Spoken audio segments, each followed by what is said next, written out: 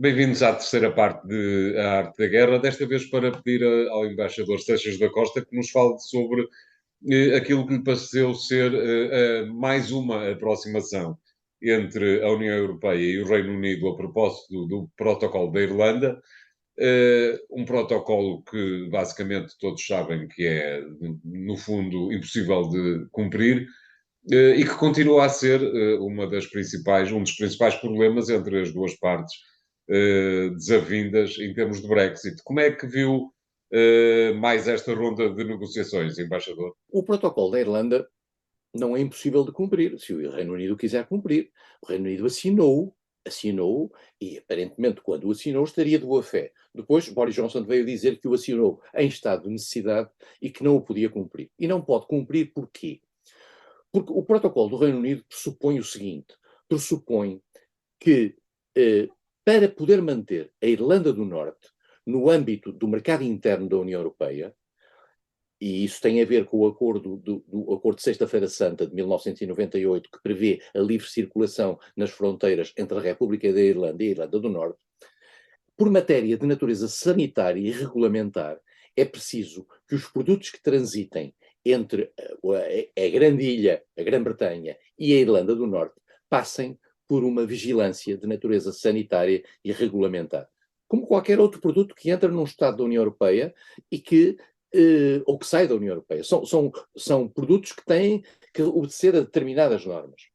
Ora bem, os unionistas irlandeses acham que criar uma espécie de uma fronteira, ainda que virtual, porque ela no fundo é uma fronteira, no fundo os produtos são vistos nos portos à chegada ou à partida, configura uma espécie de divisão, uma espécie de uma parede entre a Grã-Bretanha e a Irlanda do Norte, e para isso, para o Partido Unionista do Reino Unido, isto é, da Irlanda do Norte, que defende a unidade total, e convém lembrar que o Partido Conservador Britânico chama-se Partido Conservador e Unionista, as pessoas já Exatamente. não se lembram disto, considera, portanto, que isto cria uma dificuldade para a soberania global do Reino Unido, e como tal, não, não está disponível, e este é o aspecto fundamental que está subjacente a isso, para partilhar aquilo que é o acordo paritário que existe na Irlanda do Norte para a formação de um governo da Irlanda do Norte.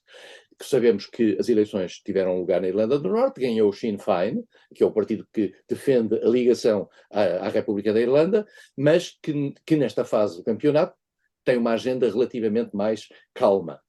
O Partido Unionista considera que o acordo com a União Europeia, que é um acordo decorrente do Brexit e que, volto a dizer, o Reino Unido assinou. E nós estávamos habituados a um tempo em que o Reino Unido, quando assinava de boa fé, mas por visto era assinar para não cumprir. E o Partido Unionista pressionou Boris Johnson começou a dizer que não podia cumprir este acordo, e disse perante a União Europeia, isto criou um conflito, e esse conflito tem implicações de outra natureza, tem implicações em outros dossiês ainda por resolver relativamente ao Brexit, ou ao pós-Brexit, e houve agora, com um novo governo, nós tivemos primeiro Boris Johnson, depois tivemos Liz Truss, que não teve quase tempo para fazer nada de mal naquela área, fez nas outras, mas naquela não teve praticamente tempo nenhum, e agora Rishi Sunak apareceu com o que parecia ser um espírito um pouco mais aberto. E a reunião não correu aparentemente mal.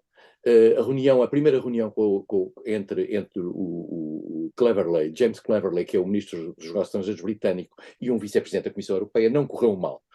E chegou ao fim com uma linguagem, eu adoro esta linguagem, porque esta é a linguagem, eu sei que para algumas pessoas isto pode parecer ridículo, mas é a linguagem típica de quem quer resultados e não os consegue. Eu vou ler o resultado dizendo o seguinte: as conversas devem continuar num espírito construtivo e colaborativo, tendo em cuidado a atenção os legítimos interesses de cada parte.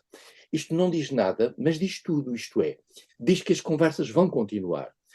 E, em particular, se nós compararmos este texto, que é um texto, os franceses têm para isto uma expressão magnífica, que é de langue de bois, a língua de madeira, em que parece que não diz nada, parece que é uma coisa de um mecanismo mecânico. Mas se nós compararmos isto com as reuniões anteriores, os textos eram muito mais agressivos parte a parte. Normalmente diziam que tinha sido uma discussão franca. Quando se diz franca, em diplomacia, vale a pena lembrar, é sinal que andou tudo à pancada. E, portanto, esta linguagem é, apesar de tudo, uma outra linguagem. E, ao que parece, há um espaço em matéria de alfandegária para avançar. E fala-se mesmo no chamado mini deal, um acordo mínimo. Esses mini deals normalmente têm um efeito negativo, porque quando se faz um mini deal é só sobre uma parte e, portanto, a outra está descompensada. E normalmente faz-se um mini deal sobre aquilo que é mais fácil. Mas numa negociação, normalmente nós juntamos tudo e só estamos de acordo sobre tudo quando houver acordo sobre tudo. Isto é, não aceitamos uma espécie de um fatiamento das negociações. Mas, enfim, as autoridades, a Comissão Europeia nisto é magnífica para negociar naquilo que for possível. E, portanto, há um sinal positivo neste aspecto e há uma ideia de que Rishi Sunak pode vir a conseguir aqui algum avanço. Isto ver-se-á para a semana, aparentemente. Há um retomar das negociações para a semana e, portanto, eu diria que estou mais otimista do que estava aqui há umas semanas, tendo em atenção o próprio sentido desta linguagem, que pode parecer ridícula, mas que é, apesar de tudo, aquilo que se chama ambiguidade construtiva que a diplomacia às vezes consegue criar. Está de acordo, para uma resposta rápida, está de acordo com os analistas que dizem que se a questão do protocolo da Irlanda se resolver, isso é mau para os unionistas da Irlanda do Norte e, portanto, eles serão sempre tenderão sempre a ser uma força de bloqueio? Nenhum acordo se fará sem o acordo dos unionistas, porque o acordo dos unionistas bloqueia, a falta de acordo dos unionistas bloqueia o funcionamento do governo da Irlanda do Norte. Exato. Mas também, eu diria que há os unionistas, mas também há a ala mais Brexit do Partido Conservador. Porque uma parte dos problemas decorrentes da não aplicação deste acordo tem a ver com a necessidade do Reino Unido aceitar que, para as decorrências em matéria conflitual que possam existir no âmbito deste acordo, a entidade que o regulará será o Tribunal Europeu de Justiça.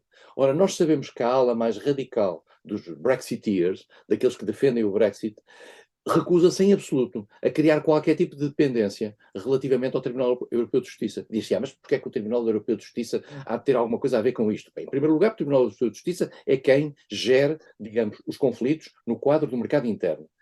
E, em segundo lugar, volto a dizer, porque o Reino Unido assinou isso. Assinou Exato. que se mantinha neste quadro para efeitos da aplicação à Irlanda do Norte daquilo que são as previsões relativas à questão do mercado interno. E por isso mesmo a União Europeia defende isso. Eu devo confessar que estou bastante seguro que a União Europeia não prescindirá disto, pela simples razão, e isso é importante, porque é um problema da integridade do próprio sistema do mercado interno, porque a União Europeia, a Comissão Europeia, nesse aspecto, funciona sob um mandato dos 27.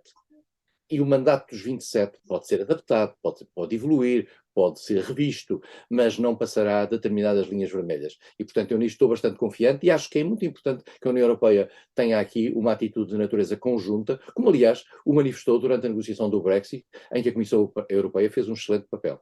Claro. Muito bem, obrigado, embaixador. O programa de hoje fica por aqui. Continuem a acompanhar-nos nos sites do Jornal Económico e podem voltar a ver este e os outros programas todos na sua versão podcast. Até para a semana. Obrigado.